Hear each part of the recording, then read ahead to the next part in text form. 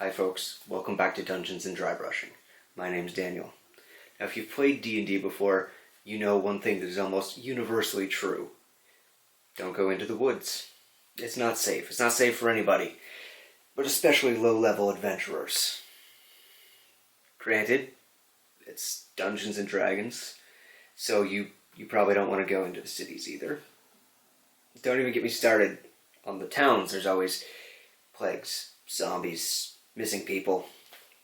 It's really not safe anywhere. But just don't go into the woods. That's the shtick, because we're painting Twig Blights. So let's just do it.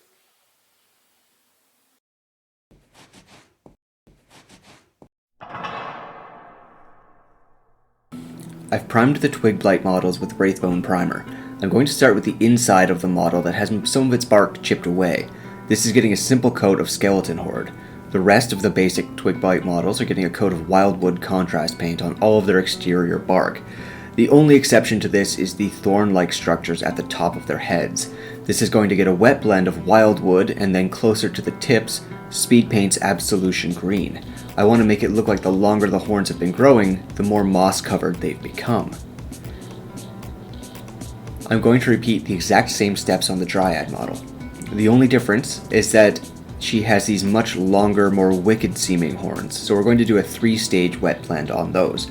Wildwood at the base, Absolution Green in the middle, and at the very ends I'm going to blend into Templar Black.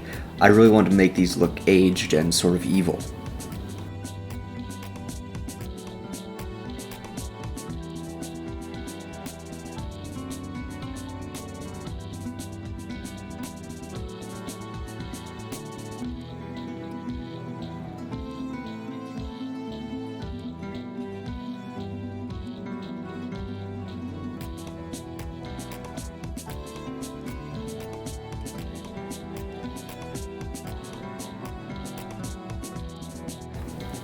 The back of the more unusual looking Twig Blight actually has some hanging moss and mushrooms growing off of him, so I brought out Speed Paint's Malignant Green for the moss, and then I just picked a few fun colors for the caps of the mushrooms. I think I went with Blood Angel's Red and Hive Dweller Purple.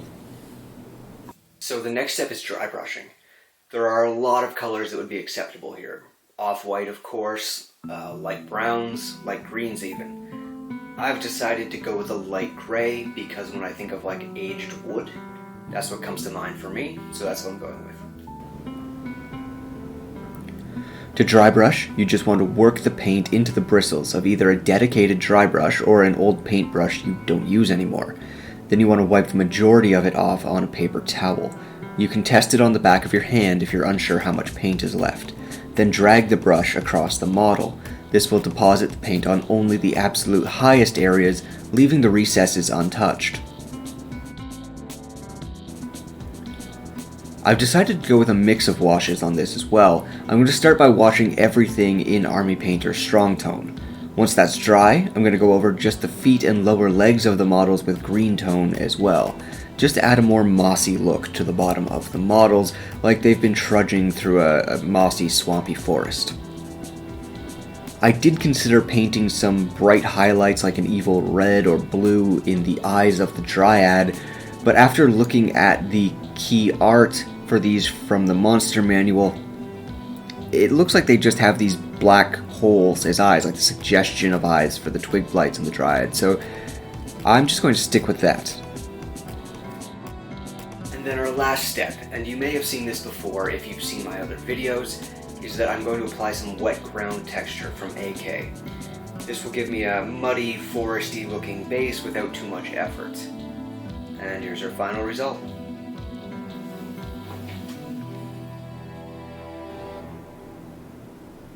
A small host of horrors for your low-level adventurers to face.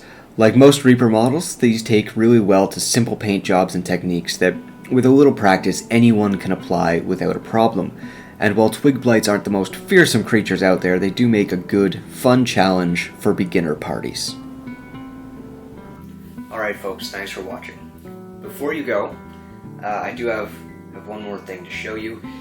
This is really just to to gauge interest to see if I should make this a project on the channel or not. It's pretty intimidating, but one second, just wait here.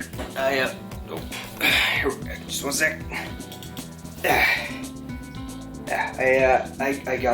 I got this.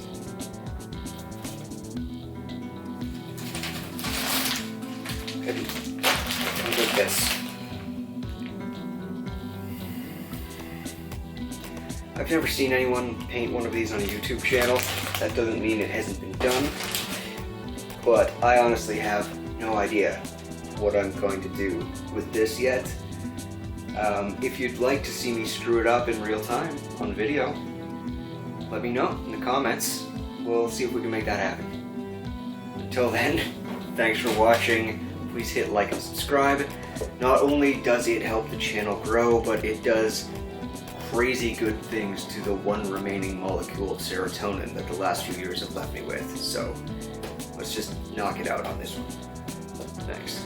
And I'll see you on the next one.